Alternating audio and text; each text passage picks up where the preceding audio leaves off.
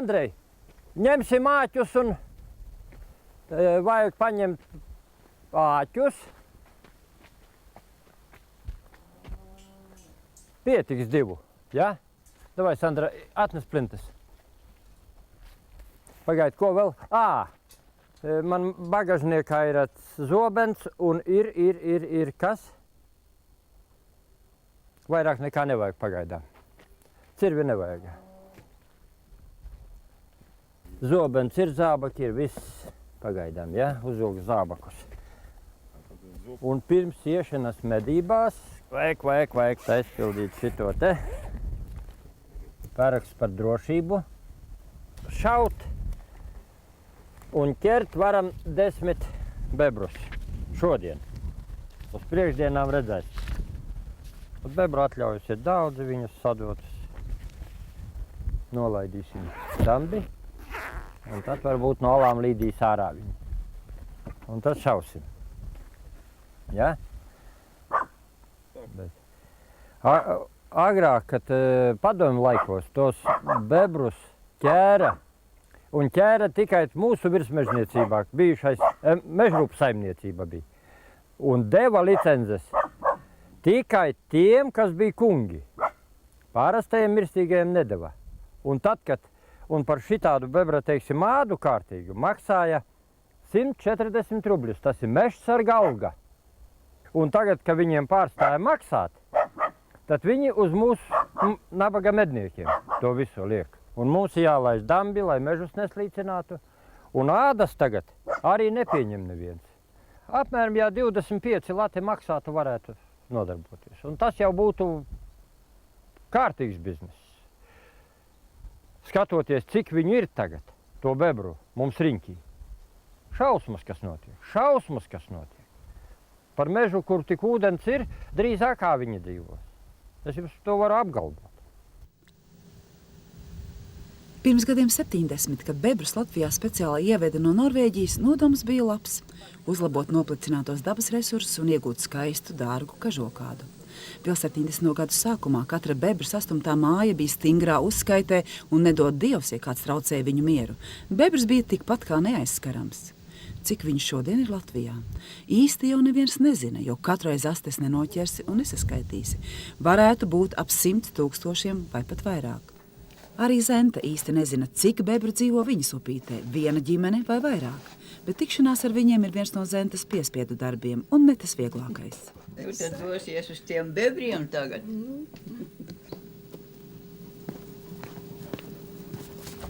Agrāk jau nebija. To bebru vispār netikām redzējuši. Tagad jau tajos padomju laikos bebri radās. Agrāk nekad tādu nebija un nevajadzēja arī cīnīties. Tagad jau viņi pa pilnam ir. Kur tik vien, tur tik aizsprosti būdas. Tepat netālu viena būda, bet tur tālāk pa upi tur ir daudz būdas. To avotu aplūdina. Bija sausas vasaras, tad mums vajadzēja nest, pietrūka ūdens. Mēs esam no šejienes. Bet tagad, kā aizpludināja, tad neko. Tād iztiekam, bet tā viņš šeit bija. Klāt esam.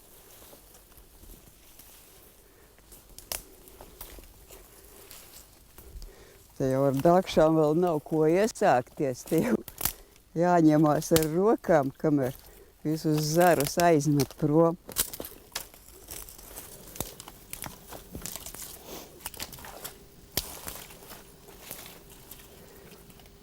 Sākumā jau gan iztīrīja, domāju, nu jau tagad miers. Atnāc pēc kāda laika jau atkal. Bet kamēr nav tik liels, nu iztīri atkal. Bet jau, kad tik tālu savelk, tas jau. Pēc cik ilga laika atkal varētu būt sabūvēts? Nu, viņi jau diezgan ātri. Jau, ka redz, ka ūdens notecējis, jau sauss tur paliek, tad jau būvēts iet atkal. Nav jau tas vien darbs, tomēr mājās dārs, sienas, viss, kas, nu, ko es te pie bebra strādāšu.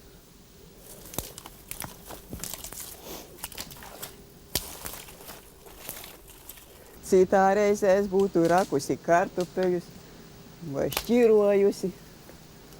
Kartupeļi jārok, palīgu arī nav. Cik jums stundas šodien te paies? Kamēr iztīrīju, kādas pāris jau nu noteikti. Lai tik vēl tieku galā līdz īsti, kamēr. Citiem varbūt jaunāki, veiklāki. Man jau tā neveicās, bet tomēr ar laiku var izdarīt.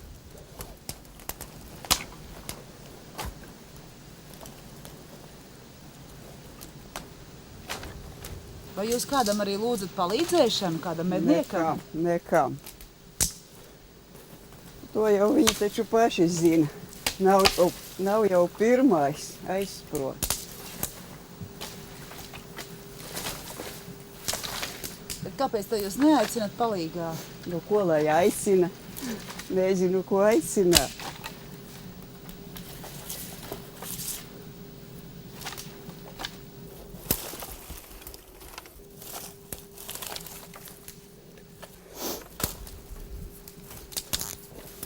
Ai, ko viņi piedarījuši.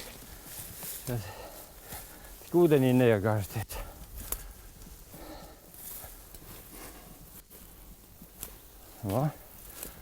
Un šeit ir viņu dambīts, pēdīgais dambīts. Redziet, ko viņi skaisti sataisījuši.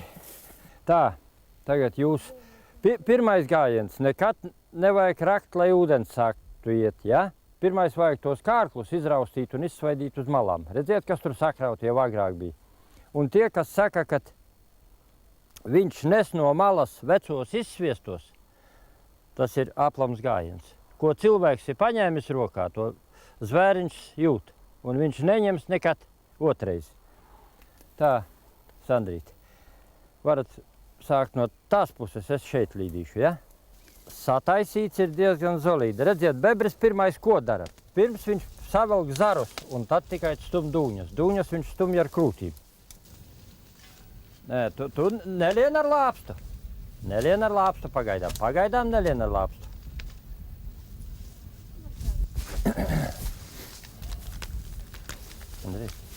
Paņem, nocērt šitos kokus ar zobenu, kārklus. Ot.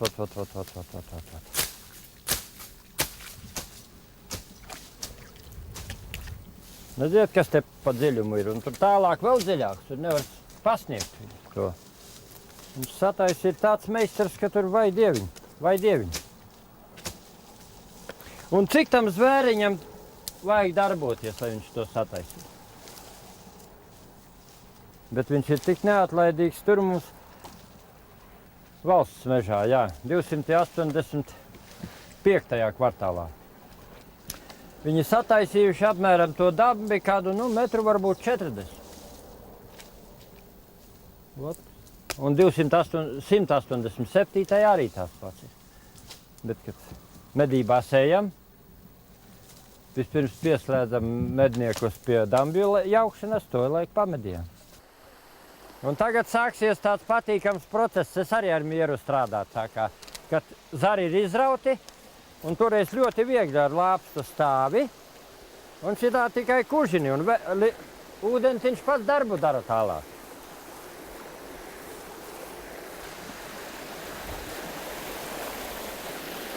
Iedomā nāķis.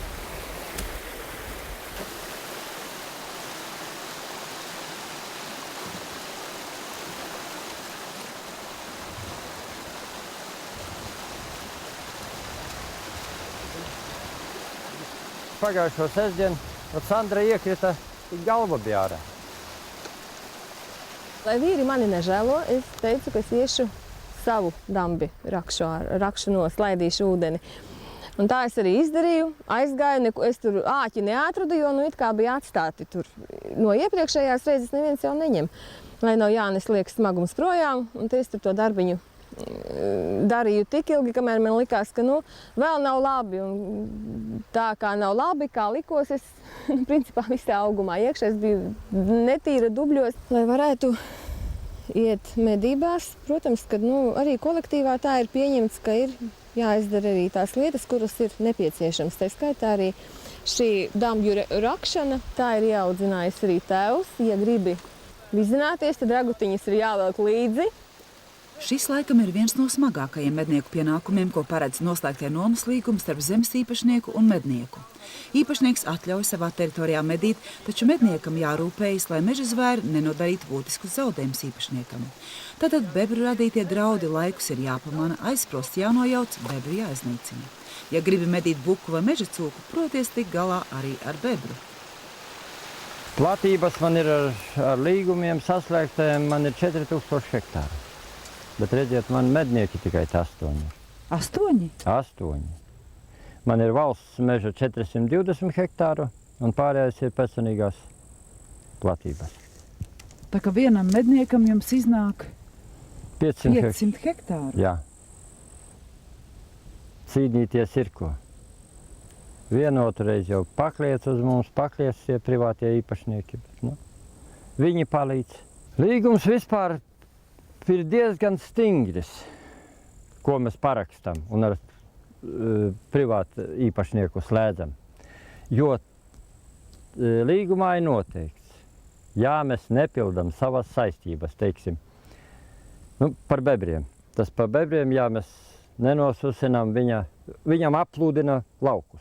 Ja, teiksim, pažēlosies īpašnieks par mūsu kolektīvu, kad viņš nekā nedara, pieņems mērus gan mežniecība, gan mūsu mednieku biedrība rajona. Un uz nākošo gadu mēs varam palikt bez nevienas licences.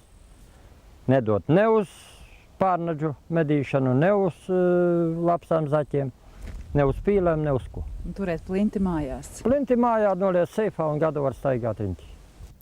Vēl gan nav dzirdēts, ka kāds meža īpašnieks bebru sakarā būtu medniekus tiesā sūdzējis. Un medību atļauja arī nevienam tādai nav atņemta.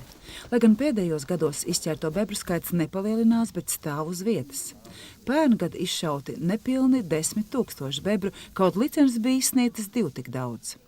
Licences gada beigās var atdot atpakaļ un maza bēda. Atbildības nekādas.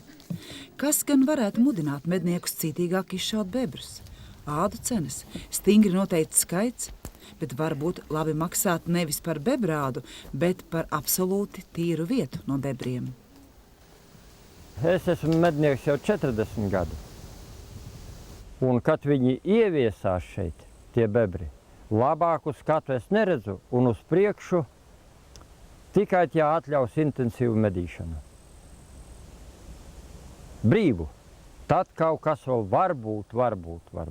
Kaut gan nav pārāk liels prieks to bebru nīcināt, viņš nekā ļauna priekš mums medniekiem nedara. Bet, mežā viņš postu drausmīgu dara. Kaut arī citi apsver, ka tur zaķīts pagrauzīs to zaru, kad viņš nogāš, to koku. Tad vajag būt miljonus zaķiem, lai viņu graustu. Valstī piederošajos mežos vietas pusē gan miljonus zaķu nav, bet par bebriem te īpaši nesatraucas. Reāli tie varētu apdraudēt 1/10 daļu teritorijas tad, ja neko nedarītu. Bet tā kā valsts mežos ir krietni līdzekļi, ko ieguldīt notegrauju tīrīšanā, un ir noslēgti juridiski spēcīgi līgumi ar medniekiem, protams, mežinieku labā, tad bebriem te lielu darbu nav. 5 gadus atpakaļ, kad uzsāku darbu tieši valsts mežos un šajā iecirknī, šī vieta nebija diezko labi pat izbraucama. Ja paskatīsimies atpakaļ, tad varēsim redzēt to, ka pat audzes jau bija iznīkušas, jo visu laiku bija pārlieku liels mitrums. Šeit redzamais grāvis bija stipri aizaudzis, bebru aizdambēts un netika, kā saka, novadīts liekais ūdens laicīgi. Un līdz ar to arī audzes gāja bojā. Bet tagad mēs varam redzēt, kas notiek pēc tā, kad ir atjaunota ūdenstece. Tas ir izraksts grāvis un veiksmīgi novadīts ūdens. Un līdz ar to arī audzes, var redzam, sāk atjaunoties un drīz jau viņas varēs pārskaitīt no pārplūstošiem klajumiem uz jaunaudzēm. Nu, šeit mēs redzam arī svaigi izraktu grāvi. Bet, ja kārtīgi paskatīsimies, redzēsim arī to, ka ūdens vairs netek. Līdz ar to mēs varam sākt meklēt cēloni, kāpēc tas tā ir. Un noteikti šai gadījumā būs tas, ka atkal ir izveidots kaut kāds šķērslis. Labākajā gadījumā tas būs kāds aizkritis koks vai kas, bet pilnīgi iespējams, ka tas būs arī kāds jau tikko svaigi uzsākts čaklā bebra darbs. Kā jūs izvest vienkāršāk kaut kur iegājat? Kas?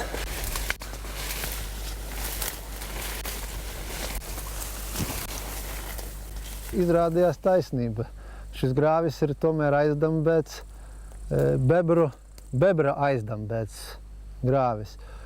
Un tagad ir jāpieņem lēmums, ko darīt. Jānoķer vai jānomedī. Ar bebru cīņa nav lēta.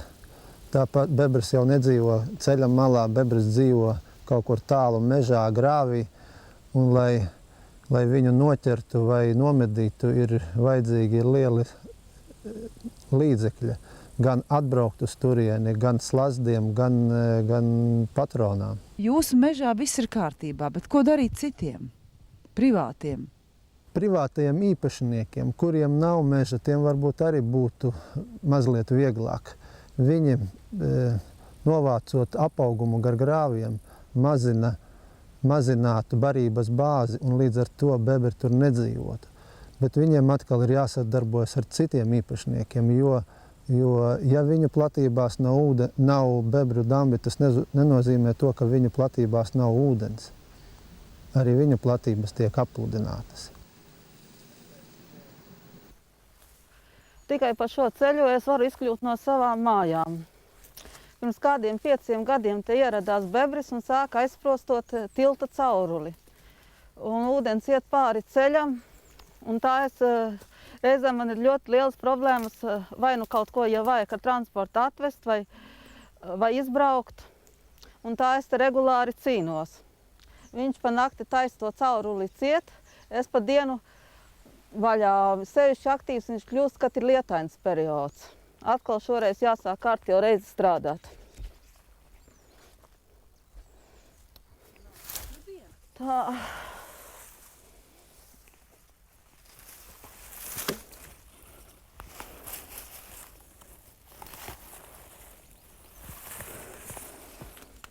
Kādus viņš spēja nograust.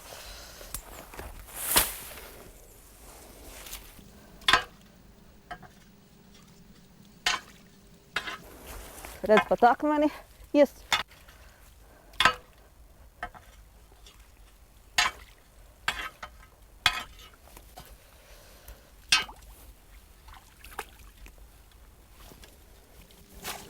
Bet kam pieder šis meža ceļš?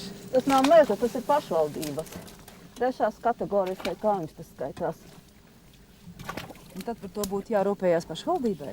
Nu, teorētiski jau jā, bet, nav manīts, ka kāds rūpētos. Ir bijuši tādi gadījumi, kas vakarā attaisu, ūdens iet, plūst. Kamēr pie kaimiņiem es noskatos filmu, viņš ir atklājis taisīs ciet. Viņam tas ir vienīgais darbs. Man kā cilvēkam ir drusku vairāk visādi citu rūpju. Un laika viņam ir krietni vairāk kā man šai lietai veltīt ko.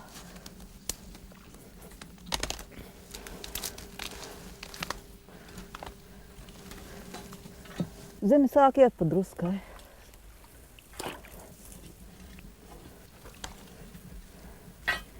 Te tāds tā kā mutulis veidojās.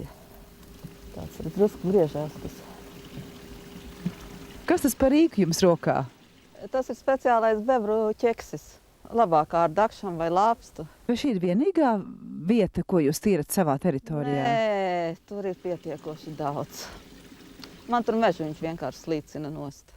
Savu privāto. Un tā, cik tur es varu izdarīt, tik daru, bet viņu ir daudz un es esmu viena. kas ar to cīnās. Tā jau nav tikai mana, bet tā ir būtībā visas Latvijas problēma. Jo zemniekiem apludina labas lauksaimniecības zemes, mežsaimniecībā viņi nodara lielus zaudējumus, arī ceļiniekiem izposta ceļus.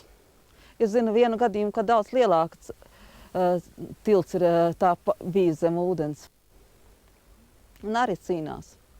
Jūs kādam lūdzat palīdzību? Nē, nav jēgas. Bet medniekiem nebūtu par jūsu teritoriju jārūpējas? Nu, ar medniekiem man ir noslēgts līgums, ka viņi likvidēs bebru postījumus, bet vienreiz viņi tiešām izjauca vienu aizsprostu, bet ar to tā lieta arī ir beigusies. Bet medīt jūsu mežā viņi nāk? Nu, protams. Tad jūs varētu no viņiem to prasīt. Nu, paprasīt jau var daudz ko, bet vai dabūs, tas ir jautājums. Tad kur jūs vispār redzat to risinājumu? Es neredzu nekur.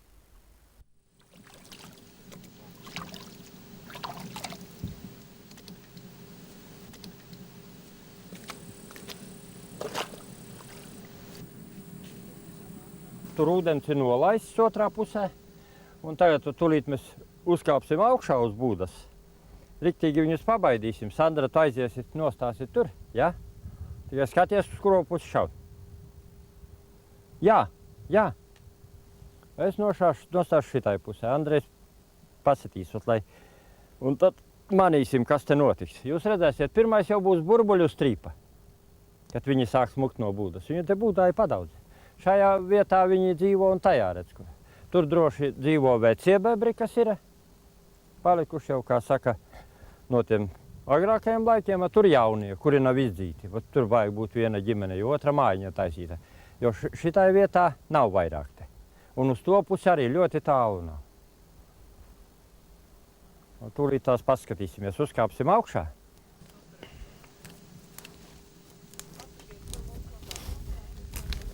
Ot paskatieties šitādā augstumā, pret šitādu krastu, kādus viņš mietus uzvalk augšā. Tur ir, ko viņam cīnīties. Un šitādu māju sataisīt, sagrūst no dūņām.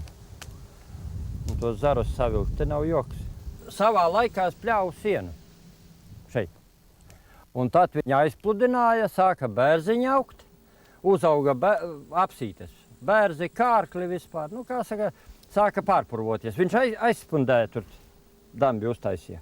Mēs viņam tur izjaucām, viņš uztaisīja tuvāk iekšā. Tad mēs iekšā izjaucām, tad viņš tā sacēla veselu kaskādi pa to grāvi. Kādus 5 sataisīja. Un tad mēs no lejas ejam, izjaucam, un tad pēdīgo šito. Palai tas ūdens aiziet tur. Nu, bet ko tad tagad jau, kā saka, par vēlu vairs ar viņiem cīnīties nav iespējams. Ar viņu tā joku zīt nevar, teiksim, viņu nevar ņemt tā kā pagadās, kad viņš ir kādreiz slazdos ķēra, lamatās. Un paskatiet, kādu viņš skaidu uzreiz atplēš. Un nekad viņš, un arī cenšas nokost koku no vienas puses, lai viņam kristu galotne ūdenī. Paskatieties, neviena kārkla vairs nav palicis, nevienas apsītes. Visas tikai, kā saka, kātiņi ir palikuši. Viss ir apgrausts. Un tagad viņi sukā bērzus nost. Un pēc gadiem 3 es varu apgalvot, ka šajā vietā nepaliks neviena koka vairs. Renkuļi.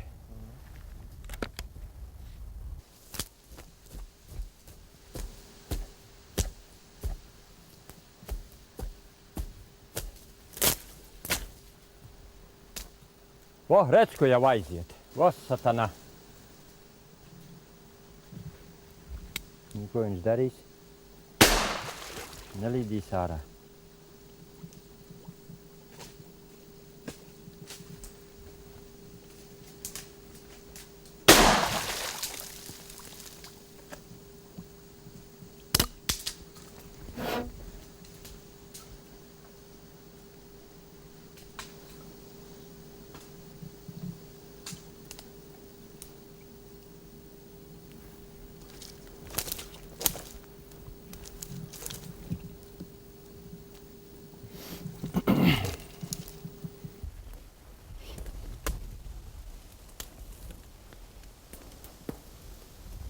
Iznāks tā, ka paliksim bešā.